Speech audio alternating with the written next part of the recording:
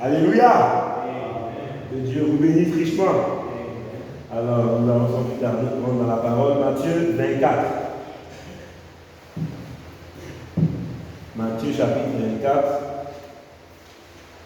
Nous allons dire un petit mot et après nous allons prier aujourd'hui sur le jour de la prière.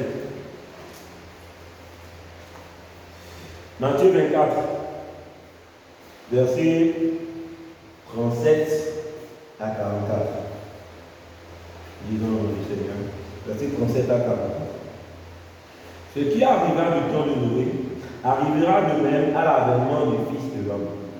Car dans les jours qui précédèrent le déluge, les hommes mangeaient et buvaient, se mariaient leurs enfants, jusqu'au jour où Noé entra dans l'âge. Et ils ne se doutèrent de rien, jusqu'à ce que le déluge vint et les emporta tous. Il en sera de même à l'avènement du Fils de l'homme. Alors, de deux hommes qui seront dans un champ, l'un sera pris et l'autre laissé. De deux femmes qui monteront la meule, l'une sera prise et l'autre laissée. Veillez donc, puisque vous ne savez pas quel jour votre Seigneur viendra. Sachez-le bien, si le maître de la maison savait à quelle veille de la nuit le voleur doit venir, il veillerait et ne se laisserait pas percer sa maison. C'est pourquoi vous aussi, tenez-vous prêts, car le Fils de l'homme viendra à l'heure où vous n'y pensez pas. Amen. Que Dieu vous bénisse. Vous pouvez vous asseoir. Je vais intituler le sermon de ce soir « Regardez en haut, Jésus revient ». Regardez en haut, Jésus revient. Amen. Alors, à notre époque, vous verrez qu'on ne pourra jamais admettre normalement que quelqu'un, pendant le 21e siècle, puisse encore utiliser les portables de l'ancienne mode, les vieux portables qu'on utilisait avant, qui n'ont même pas de portable tactile.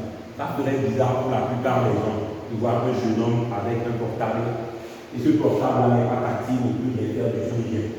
Il n'a pas de réseaux sociaux, il n'a rien de tout cela. Ce serait bizarre de voir un jeune aujourd'hui, peut-être quand il a une famille, une famille de 5 enfants, 6 enfants, au lieu de prendre une voiture, il a roulé avec le cheval, comme on le faisait à l'époque. Les choses de l'ancien temps sont du passé.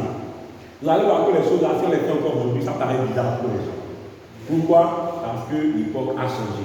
Parce que nous ne sommes plus à la même époque. C'est exactement ça. Au fur et à mesure que l'époque évolue, souvent on s'adapte à l'époque. Au fur et à mesure que l'époque évolue, le commun des gens s'adapte à l'époque. Il n'y a aucun mal pour un chrétien à s'adapter à son époque si ce n'est pas contraire à la parole. Quand la Bible ne vous conformez pas au siècle présent, il s'agit de ne pas vous conformer au mauvais côté de ce siècle. Même le métro que j'utilise, il n'y a pas ça dans le siècle de Jésus. Mais j'utilise ça aujourd'hui, il n'y a aucun mal à ça. Je me conforme au siècle présent, mais dans ce sens-ci, il n'y a aucun mal à ça. Pourquoi? Les inventions scientifiques qui ne te poussent pas à faire quelque chose de contraire à la parole, il n'y a aucun mal à ça. Même la caméra, je prends pour filmer là actuellement, il n'y avait pas ça à l'époque de Jésus. J'utilise les choses aujourd'hui, mais je ne me conforme pas au siècle présent dans quel sens. Ce qui est contraire à la parole, c'est ça qu'il ne faut pas se conformer. Quand le monde nous amène à faire quelque chose de contraire à la parole, il ne faut pas se conformer. Les savons pour se laver, il n'y a aucun mal à ça. Les ventilateurs, il n'y a aucun mal à ça. Mais les choses contraires à la parole, il y a tout, ce n'est pas bien. Les réseaux sociaux qui poussent les gens à l'immoralité, les femmes qui montrent leur forme et tout ce genre de choses sur les réseaux, les hommes qui font tout et n'importe quoi. Les musiques aujourd'hui, la plupart des musiques du monde, excusez-moi le terme, sous-entendent le sexe ou les choses immorales, toujours un peu. Même dans les publicités, il faut toujours quelque chose de ce genre pour pouvoir vendre plus et tout ça. C'est ça qu'ils font. Ne vous conformez pas au siècle présent, c'est éviter ces choses-là qui ne plaisent pas à Dieu dans le monde d'aujourd'hui. Nous sommes chrétiens, quand le monde va à gauche, nous allons à droite. Amen. Le verset que nous avons lu tout à l'heure nous fait comprendre que nous ne devons pas nous conformer au siècle présent. Ils n'ont pas dit ça là directement. Ce qu'ils disent là, c'est quoi? Que quand Jésus reviendra, quand l'enlèvement reviendra, on ne s'y attendra pas à ça. Quand l'enlèvement reviendra, ce sera pas un jour où on s'attend tous. Ah, reviens, il est là. Non. Il viendra comme un voleur. Et dans la parabole des vierges, souvenez-vous que les 10 vierges dormaient tous. Les vierges dormaient, même les vierges sages qui avaient l'huile, c'était endormi. Seulement, la chose arrive, c'est qu'ils avaient l'huile. C'est pour ça que quand le prince est venu, avec l'huile, ils sont montés. Vous voyez, ce sera un moment où on ne s'y attendra pas. Même l'épouse ne connaît pas de jouer l'heure. Vous voyez, on s'y attendra pas. Mais quand Jésus viendra, ce sera comme un voleur. À nous, il nous conformer à lui. À nous, d'être comme lui, pour qu'il puisse nous attirer. Il n'attirera que ceux qui sont de sa nature. Qui ne sont pas comme lui, il ne nous attirera pas. La raison pour laquelle je parle de l'époque, c'est quoi? C'est faire un paramètre dans le spirituel, un parallèle dans le spirituel. Regardez, aujourd'hui, dans ce 21e siècle du message, où nous avons la révélation de grand nombre de choses. Nous avons la révélation de beaucoup de choses. Regardez dans ce siècle du message, malgré tout ça, les sept choses sont révélées, les sept honneurs sont révélés, les grands mystères sont dévoilés. Ceci, cela, plein de choses que Dieu fait, de grands miracles. La Bible, les églises comprennent davantage les mystères de la Bible parce que Dieu les révèle. Dieu envoie des prophètes, Dieu envoie les frères Branham, etc. Tout ça. Dieu envoie davantage de prédicateurs, des auxiliaires. C'est merveilleux. C'est une très bonne chose. Mais, pendant ce 21e siècle du message, avec tout ce qui se passe là, on dit les prophéties accomplies, Jésus revient bientôt. Toi, tu es encore au stade, on va te forcer pour que tu viennes à l'église. Dans un 21e siècle du message, où les choses sont révélées, toi tu es encore au stade, où on va te supplier avant que tu dises la vérité.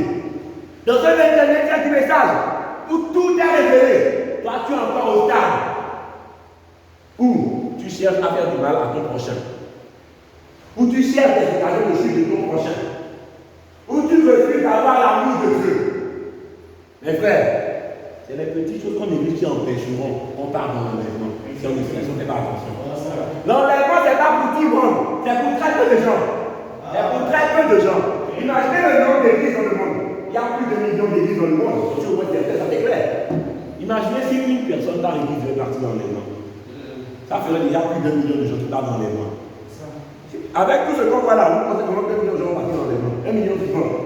Si on compte tous ceux qui sont morts depuis tous les âges, là, on sera innombrable, comme la Bible dit. Mais si on compte ceux qui vont partir vivants, vous pensez vraiment qu'un million de gens vont partir?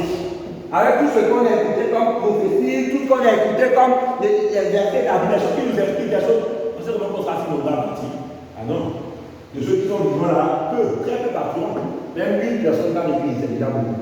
Même 1000 personnes dans l'église, c'est déjà beaucoup. Si on vous dit une seule personne partira ici à Dijon, vous devez avoir la foi et le signe de savoir que c'est vous la personne en question. Chacun de vous. Moi, je crois que je partirai à l'enlèvement. Vous devez tous le croire aussi. Mais ce n'est pas le croire par l'imagination. C'est que le vie soit conforme à la parole. Tu me dis que tu le crois. Mais si ta vie n'y croit pas, tu n'y crois pas. Les actes parlent plus fort que les paroles. Les œuvres sont l'expression de la foi. La foi sans œuvre est une foi morte. Amen. Je crois. Mais quelles œuvres pour dire que tu crois? Il ne sert à rien de prétendre que tu es le premier qui envoie des notes de conseillage. Jésus nous a enseigné qu'on reconnaît un arbre à ses fruits. C'est au fruit qu'on reconnaît l'arbre. Je parle dans les conférences, il faut que ta vie bouge. Être grand devant les gens, être ceci devant les gens. Non, moi si je fais ceci, je suis plus grand. Si je fais ceci, les gens vont voir que je suis plus grand. Non, se vanter, je suis plus grand. Non, ce n'est pas une bonne chose. Je ne suis pas en train de dire qu'il ne faut pas reconnaître sa position. Reconnaître sa position, c'est bien. Mais se vanter, se croire au-dessus des autres parce que Dieu t'utilise, c'est une très mauvaise chose. Moi qui vis ici, ce n'est pas parce que je prêche que je suis supérieur à qui que ce soit. Je prêche ici, mais je suis toujours un fils de Dieu, comme chacun de vous. Tous ceux qui ont l'esprit de Dieu, tous ceux qui ont fait à Jésus, sont des gens appelés de Dieu. Mais attention, vous pouvez être appelés du monde pour y croire la vérité. Et ça ne fait pas de vous des gens sauvés. La Bible dit bien, il y a beaucoup d'appelés, mais peu d'élus. Vous pouvez être appelés, mais il y a peu d'élus. Jésus a nourri 5000 personnes pendant qu'il était en train de prêcher. Elle a fait combien de fois arrivé au baptême du Saint-Esprit? Elle a fait dans tout le total. Combien grâce au ministère de Jésus à la fin du Saint-Esprit? Elle a fait écoute, 120 personnes seulement. Sur 5000 et quelques, 120 personnes seulement.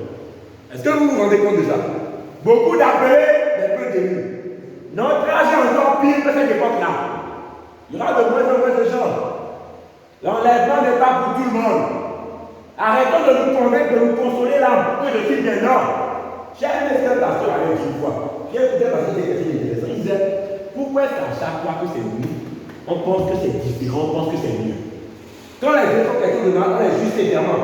Mais quand c'est nous-mêmes, on trouve que ce n'est pas grave. Quand c'est nous-mêmes, on trouve que non, et c'est pas si grave. Donc que Dieu modifie toute ta vie à cause de toi seul. Ça ne marche pas. Ça ne marche pas. La Bible dit, tu peux faire ceci, tu n'es pas en avec Dieu. Mais toi, comme c'est toi, ce n'est pas grave. Non, le sang de Jésus avait péché Mes frères, un chrétien commet des erreurs, amen. Mais quand tu commets une erreur, tu dois te relever. Le juge, comme cette fois, c'est pas fini, et se relève toujours. Se relever, c'est quoi? Revenir à la parole. Quand tu fais quelque chose de mal, répare selon la parole. Pas réparer à moitié, mais réparer selon la parole. Tu commets une erreur, tu t'es été consolé. Non, un chrétien, tout le monde fait des erreurs. C'est pas ça qui va te sauver. C'est pas ça qui va t'éviter de pas relever. C'est pas en te consolant, c'est en te restaurant pour de vrai. Ce n'est pas en disant non, tu dois, courage, ça va aller. Tu te parles, tu te consoles, tu pries, mais tu ne répares pas la faute que tu as fait. Tu ne répares pas l'erreur que tu as fait. C'est pas ça qui va te sauver. C'est pas ça qui va te sauver, non. Se consoler là, c'est se berner d'illusion. Tu peux te berner d'illusion comme tu veux, mais quand Jésus reviendra, il ne participera pas à nos hypocrisies. Jésus ne participera pas à nos hypocrisies quand il reviendra. Jésus reviendra pour les gens authentiques. Amen. Avançons. Venez lire une petite citation. Parce que beaucoup, on se dit beaucoup de choses, mais il faut être approuvé par Dieu pour partir à la maison. Lisons dans le signe, par 32, le signe du 8 février 64, par 32. Sans le Saint-Esprit, vous ne présentez pas le signe.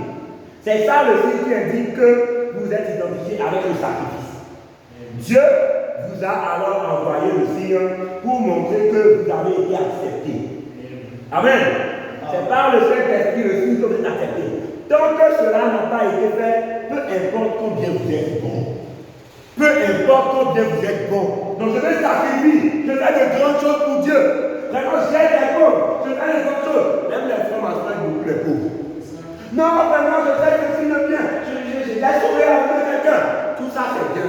Tu seras sur la terre, le fait d'avoir sauvé la vie de quelqu'un, tu auras les bénédictions de tout. On récolte ce qu'on sème. Sur la terre, tu auras les bénédictions de tout.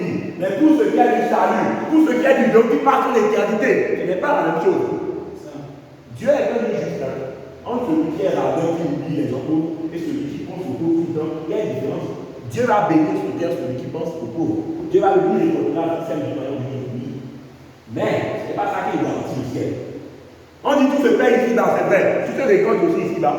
Dans le bon, dans le mauvais sens. Et Dieu te récolte ici-bas. Mais au ciel, c'est qu'il y a le Saint-Esprit de Christ là. Il n'y a qu'une seule forme de vie éternelle. C'est la vie de Dieu.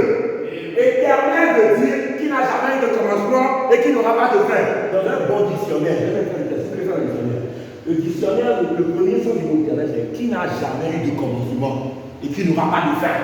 Nous, on a eu un commencement et un jour. Comment peut-on avoir la vie éternelle? On aura la vie éternelle, on aura la vie de Dieu en nous. Le seul éternel, c'est Dieu. Le seul qui n'a jamais de commencement, c'est Dieu. C'est pour ça que la Bible appelle l'éternel. Il est celui qui est éternel. Si tu veux la vie éternelle en toi, il faut que tu aies la vie de l'éternel là en toi. L'Esprit de Dieu en toi, le Saint-Esprit en toi. C'est le Saint-Esprit qui te donne la vie éternelle. Sans le Saint-Esprit, sans la vie de Dieu en toi, tu n'es pas éternel. Car ta vie à toi a eu un commencement. Mais seule la vie de Dieu n'a pas eu de commencement. Le Saint-Esprit, c'est le sort de l'approbation de Dieu.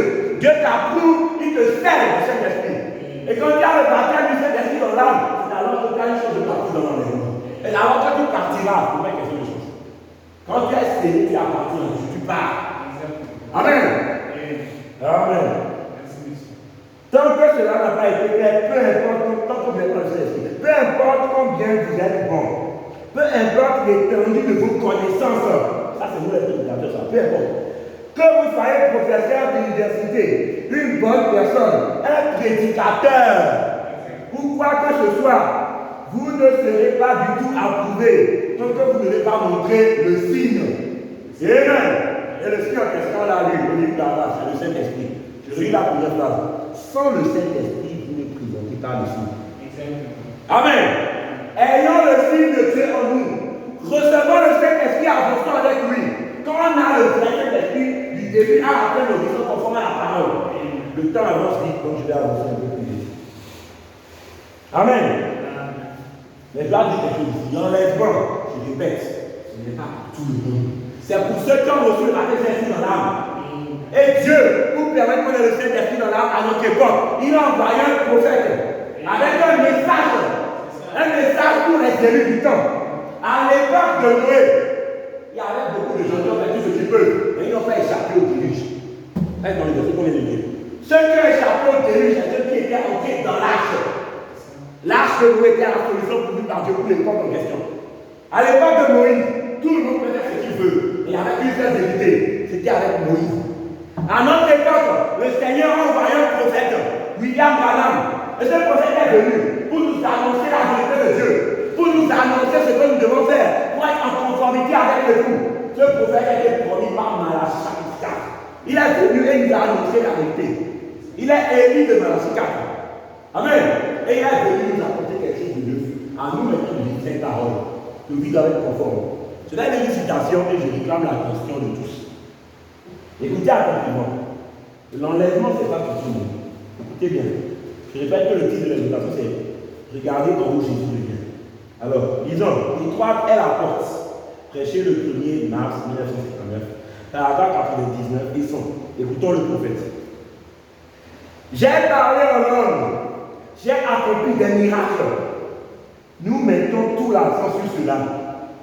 Alors que c'est une des choses les plus aveuglantes qu'on puisse faire. Certainement, la pluie tombe sur les justes et sur les injustes. Faire des miracles n'est pas un peu peut-être sauvé. William, comment on appelle ça? Judas aussi faisait des miracles dans la Bible, il n'était pas sauvé. Balaam aussi faisait des miracles dans la Bible, il n'était pas sauvé. Caïn aussi a prophétisé dans la Bible, mais il allait condamner Jésus à la fin. Faire des miracles n'est pas la preuve qu'on est sauvé. Même les sorciers font des miracles. Les magiciens en Égypte aussi ont fait des miracles comme Moïse. Changer le bâton de serpent. Tout ça. Amen. L'eau arrose la moisson tout comme elle arrose les mauvaises herbes. La même pluie, le même Saint-Esprit peut descendre sur les gens. Ça ne veut pas dire pour autant que leur nature doit être différente à partir de l'être. Ça ne veut pas dire pour autant que leur nature doit être différente à partir de l'intérieur. L'âme, c'est la nature de l'esprit. C'est dans l'âme que tu as force l'esprit. Pas dans l'esprit, mais dans l'âme. Amen. Mais l'esprit du Dieu vivant à l'intérieur qui fait de cette personne une nouvelle créature qui humiliera son cœur devant Dieu. Maintenant, écoutez-moi attentivement ce que le prophète va dire. Paragraphe 100. Vous me direz, prédicateur, vous voulez me dire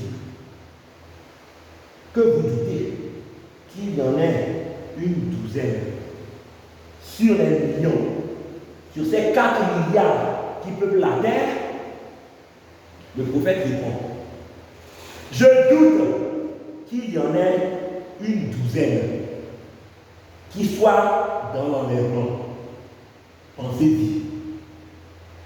C'est Frère Branham qui dit, n'aimons pas toujours par la meilleure nouvelle, aimons toujours par la vérité. Je vais vous dire ça, c'est vrai que ça entre. Vous me direz, prédicateur, vous voulez me dire que vous doutez qu'il y en a une douzaine sur les millions, sur les 4 milliards qui peuplent la terre? Le prophète répond, je doute qu'il y en ait une douzaine qui soient dans l'enlèvement. Pensez-y. Je suis en train de vous dire ce que Jésus dit ici dans l'évangile. Pensez-y. Amen. Père, sœur, pour ceux qui vont suivre aussi. L'enlèvement n'est pas pour tout le monde. L'enlèvement, c'est pour très peu de gens. Il faut être dans les conditions qu'il faut. Au temps de Noé, quand le déluge est arrivé et qu'il a tout raté, il y avait combien de gens qui ont été sauvés dans le déluge? 1000 personnes. Ils sont passés dans le déluge parti. Le reste du monde entier était chaos. Pourtant, la Bible dit devant la lune, ils se mariaient, les enfants, tout ça, voilà. Ils suivaient le train de vie normal. Ils trouvaient que tout était ordinaire et tout. Ils trouvaient que c'était bien, ça passait comme ça. Certains étaient moutons, d'autres aussi prenaient ses femmes, ils ne pouvaient pas, etc. D'autres aussi se mariaient et tout. Mais tous ces gens-là, engloutis. Ne me faites pas voir qu'il n'y avait pas des gens gentils. Peut-être qu'il y en avait. Mais, ils n'étaient pas bons aux yeux de Dieu. Parce que l'homme, naturellement, doit dire des erreurs. Si tu n'as pas le Saint-Esprit, c'est fini. Si tu n'es pas sauvé par Dieu, c'est fini. Dieu pourvoit une voie à chaque fois. À notre époque, Dieu a pourvu une voie. C'est la voie de la Pachita. C'est la voie de Dieu pour cette heure. Tout ce que nous devons faire pour nous approcher de lui, c'est recevoir le Saint-Esprit et marcher par l'Esprit de Dieu. Car sans le Saint-Esprit, il ne pourra voir le Dieu puissant. Sans la prière aussi, on ne peut pas recevoir le Saint-Esprit. Donc, quand nous devons prier sans cesse, afin d'être élevés au-dessus de toute tentation. Dire qu'on aime Jésus, c'est une bonne chose. Mais quand dans le secret, on fait de mauvaises choses, après devant les gens, on fait oui, je suis bien, oui, je suis grand. Le prophète prophète a dit, il ne pense pas qu'il y ait 12 personnes qui partiront dans l'enlèvement. Est-ce que vous vous rendez compte? Quand la Bible parle des gens innombrables, il parle de tous ceux qui sont morts depuis l'époque de Jésus, Paul là-bas, jusqu'à le jour. C'est à nous toutes ces époques-là réunies depuis les 2000 ans passés, tous les 2000 ans de christianisme là. Et dans tout ça, tout sera innombrable. C'est là que la Bible est innombrable. À cause de tout, depuis le début du christianisme jusqu'à maintenant. Mais à notre époque actuellement, voilà, on dirait qu'il serait qu'il y a les 12 pas comme ça. Pas ceux qui sont morts. Là, comme ça. Ceux qui vont partir là, 12, ils ont 12. À l'époque de Noé, 8 ans, il regarde à travers les flots. Même là, ce n'est que la moitié du tableau. Le prophète est monté plus haut une autre fois. Il a dit qu'en réalité, à l'époque de Noé, il n'y a qu'une seule personne qui est partie dans l'enlèvement. C'était Enoch. Noé est passé à travers la tribulation. Ça doit faire un autre dit. Ah oui, c'est compliqué. À l'époque d'Enoch, de Noé, tout ça, une seule personne est partie dans l'enlèvement. C'était Enoch, Enoch seul. Noé même est passé dans la tribulation, dans la souffrance. Mais parce qu'au travers, c'est compliqué. Que va-t-on faire? L'enlèvement, ce n'est pas pour tout le monde. Ce n'est pas celui de facilité. Ce n'est pas parce que je suis un prédicateur, ou que je suis très considéré par le pasteur, ou que je suis très, je ne sais pas, considéré par mon quartier. Est-ce que tu es considéré par Dieu? Les gens pensent ceci de moi, les gens pensent cela de moi, c'est une bonne chose. Mais qu'est-ce que Dieu pense de toi? Est-ce que Dieu t'a approuvé? Es-tu approuvé par Dieu? Es-tu convaincu que si Dieu revenait maintenant, si Jésus revenait maintenant, est-ce qu'il va te prendre? Mes frères, la vie n'a pas de goût de secours. Il n'y a qu'une seule vie ici sur terre que tu seras éprouvé. À moins que Dieu te fasse une grâce exceptionnelle et te ressusciter après ta mort, ça arrive. Et comme il a fait pour Lazare, comme il a fait pour le fils de la veuve de Naïm, ou comme il a fait pour certains. Mes frères, pour la plupart, tu meurs une fois ici, c'est fini pour ta vie sur la terre. Tu vas maintenant partir dans ton lieu dit. Quand l'enlèvement reviendra, tu seras laissé. Si tu ne conviens pas, si tu n'es pas conforme à Jésus, que veux-tu faire? Veux-tu continuer de faire l'hypocrite en plaisant aux hommes, alors que dans le secret, tu sais pertinemment que tu n'es pas sauvé? Alors que dans le secret, tu sais pertinemment que Dieu ne t'a pas approuvé. Le diable met sur une illusion aujourd'hui. Une illusion. Il va te faire croire que ton péché, non, ce n'est pas si grave, mon frère, tu sais. De toute façon, tu es un fils de Dieu. Oh non, mais ça, tu peux prendre des erreurs. Mais une erreur, c'est que tu commences une plein sans arrêt. Ce n'est pas une erreur, tu es un mauvais esprit. Non, il va mettre ça sur le compte d'une erreur, Satan. Non, t'en fais pas, mon frère. Le péché que tu fais, ce n'est pas grave. Et tu es un fils de Dieu, c'est juste une erreur. C'est juste une erreur, ce n'est pas grave. Mon frère, tu laisses le diable t'avoir comme ça, Satan va te mettre dans une illusion quand tu commets un péché. Satan te mettre dans une illusion. Non, ce n'est pas si grave. Ça ne fait rien. Tu es toujours un fils de Dieu. Et puis de toute façon, tu sais, sûrement que tout le monde le fait. Sûrement que tout le monde le fait. Mais ils sont tous épais, tu vois. Tout ça. Ça compte à ranger de l'autre côté. Il y a une hypocrisie. Ça compte à une. Ah oui. Quand tu pêches et que Satan arrive à te faire savoir ça, il te met dans une illusion. Tu fais croire que c'est juste une erreur. Alors que tu recommences tout le temps. Tu fais croire que tout le monde fait ça. C'est pas grave. Genre, toute la technique nécessaire pour te banaliser ça. Afin que tu lâches plus. Le diable t'a une offert. Quand par exemple dit qu'il y a 12 qui partiront peut-être que il y en a 12 là. Vous pensez ça veut dire quoi? Qui en a à peu près 12 là? Pourquoi? Ah oui, la plupart seront chez lui, même ceux qu'on va dans l'église. C'est pas ça. C'est pas ça pour lui. Le Saint-Esprit, c'est pour ceux qui sont élus. Le Saint-Esprit, c'est pour ceux qui se mettent en condition. La Bible dit Dieu donne le Saint-Esprit à ceux qui lui obéissent. Du début à la fin jusqu'au bout. Et Dieu sait d'abord ceux qui vont lui obéir ou pas. En fonction de ça qui sert du Saint-Esprit. Mes frères, Jésus revient. Regardez en haut. Donc, sur la terre, tu as un problème avec quelqu'un. Tu as un problème avec les gens te persécutent. Ou bien tu fais ceci. Oublie les choses de la terre. Jésus revient, regarde en haut. Non, et les petites choses banales de la terre, non, et il y a un bus là, tu dois passer avant lui. Et puis tu vas vouloir à quelqu'un pendant longtemps parce qu'il est passé devant ton queue. Tu peux passer devant ton queue. Fais ta queue, il n'a pas passé de queue, tu lui en veux jusqu'à tout un jour. Jésus revient bientôt, tu es encore au stade où tu penses des choses comme ça. À l'époque où nous sommes, tu es encore à ce stade-là, alors que Jésus revient bientôt. Oubliez les choses de la terre, regardez en haut, Jésus revient. Bible dit chrétien de la terre, c'est bien. Regardez en haut, Jésus revient.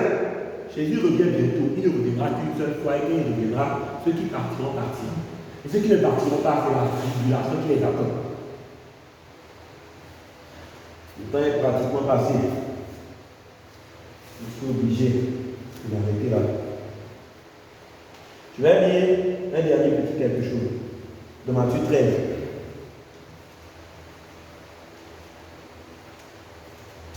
Matthieu chapitre 13.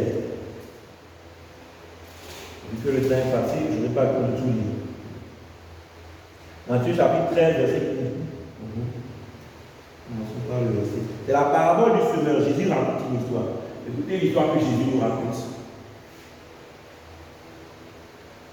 Un semeur sortit pour semer. Comme il semait, une partie de la semence tomba le long du chemin. Les oiseaux virent et la mangèrent. Une autre partie tomba dans les endroits pierreux, où elle n'avait pas beaucoup de terre. Elle leva aussitôt parce qu'elle ne trouva pas de sol profond. Mais quand le soleil apparut, elle fut brûlée et sécha, faute de racines. Une autre partie tomba parmi les épines, et les épines montèrent et l'étouffèrent. Une autre partie tomba dans la bonne terre, elle donna du fruit, un grain, 100, une autre 60, une autre 30. La parabole du semeur. Un semeur jette des semences, et les semences tombent, chacun de endroit différent. C'est un peu ça. Maintenant, on va prendre le verset 18 où Jésus explique la parabole. Écoutez attentivement.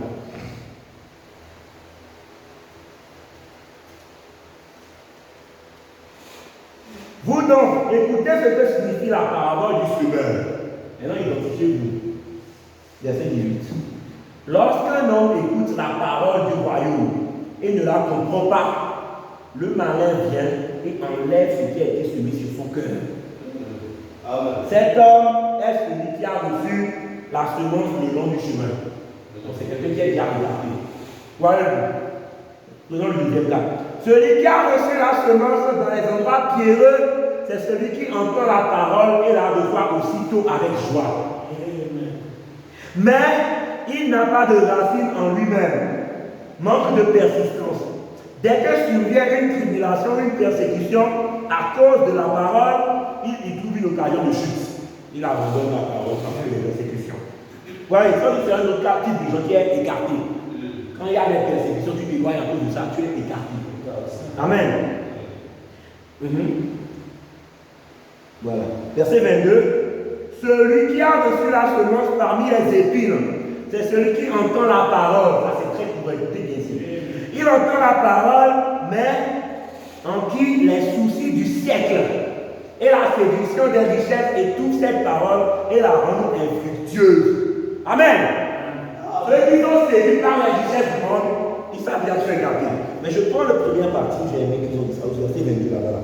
Ils ont dit, mais les soucis du siècle. Toi qui as cru la parole de Dieu, mais à cause des soucis du siècle, à cause des problèmes d'aujourd'hui, les soucis de ce monde, qui te préoccupent au point où tu ne penses plus à Dieu. Toi qui as reçu la parole qui est authentique, à cause des soucis, dans ton voisinage, dans ton foyer, dans ta communauté, dans ton travail, à cause de ces soucis-là, tu ne regardes plus à Dieu. À cause de ces soucis-là, ton zèle pour l'évangile diminue, ton zèle pour la parole diminue, ton zèle pour Dieu diminue. Mon frère, tu es dans le cas de Matthieu 13, verset 22. Tu es dans le cas de celui qui a reçu la parole, mais les soucis du siècle rendent la parole infructueuse en toi. Avoir des soucis, ce n'est pas un péché. Et quand tu as des soucis, mon frère, ça ne va pas t'empêcher de garder à Jésus. Tu peux être triste pendant un temps, mais après tu vas te relever. Le pasteur le dit souvent. Jésus devant la tombe de Lazare, en tant qu'humain, il a pleuré, mais après il est redressé. Parce que Dieu a habité en lui. Si toi aussi tu as le Saint-Esprit en toi, dans cette situation, tu vas faire comme Jésus. Amen. Amen. Lisons maintenant le verset 23. Celui qui a reçu la semence de la bonne terre, c'est celui qui entend la parole et la comprend. Il apporte du fruit, un grain en donne 100, une autre 60, une autre 30. Amen. Je vous invite à faire partie de cela. À faire partie de ça. Il y a deux jours que je vais lire que le temps est passé. Je vais devoir m'arrêter là. Mes frères, regardons en nous, car Jésus revient. L'enlèvement, c'est pour très peu de personnes. Et le prophète a dit qu'il doute qu'il y en ait même 12 qui partent dans l'enlèvement. Ce n'est pas un jeu. On le répète souvent. Mais un jour, ce sera la dernière fois que vous l'entendrez. Et il sera trop tard pour faire marche arrière. Parce que la vie n'a pas de roue de secours. Il passe une fois, c'est terminé. Que le Seigneur vous bénisse. Levez-vous, nous allons prier. Descends,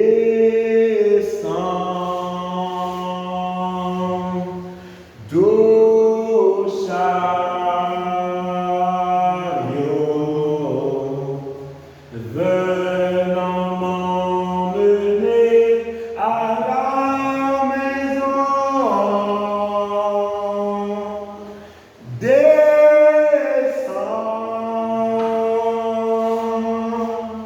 do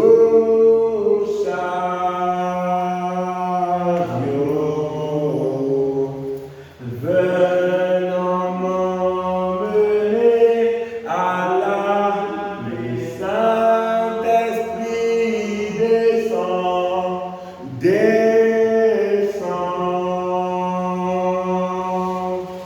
do chariot, venant m'emmener à la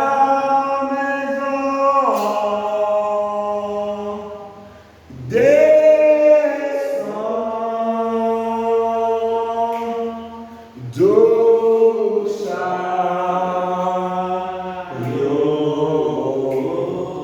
venant m'emmener à la maison.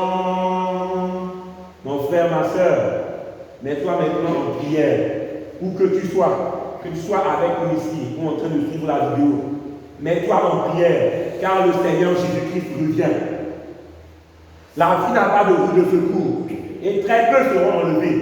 Car au temps de Noé, il y a eu très peu qui ont été enlevés. Il y a eu très peu qui sont partis dans l'enlèvement. La Bible nous enseigne que Enoch seul est parti à l'enlèvement au temps de Noé. Et que seules 8 personnes ont été sauvées dans le déluge. Sur plusieurs personnes, environ 2 millions, qui ont quitté l'Égypte pendant l'exode, il n'y en a que Josué et Caleb de cette génération-là qui sont entrés dans la terre promise. Jésus revient. Es-tu prêt? Très peu partiront dans l'enlèvement. Sois prêt à partir. Prions le Seigneur pour qu'il nous donne d'être prêts, pour qu'il nous donne de rectifier, pour qu'il nous donne de nous mettre en ordre, afin d'être prêts à partir quand il reviendra. Ça ne sert à rien de nous leurrer, de nous consoler, alors que dans nos cœurs nous savons que nous ne sommes pas prêts. Nous ne pouvons pas nous tromper nous-mêmes. Dans nos cœurs, nous connaissons si nous sommes prêts ou pas. Et nous ne pouvons pas tromper Dieu. Prions le Seigneur. Éternel Dieu Tout-Puissant, dans le même hier, aujourd'hui, éternellement. Tu es le Dieu capable, Seigneur. Le temps est proche. L'enlèvement revient. Je prie que tu mettes à cœur de tous ceux qui sont là, Seigneur, qui se rendent compte que l'enlèvement n'est pas pour tout le monde. Mais que l'enlèvement, c'est pour ceux qui sont prêts. Ton prophète nous a enseigné qu'il doute même qu'il y en ait 12 qui partent dans l'enlèvement. Père, cela met l'urgence dans nos cœurs.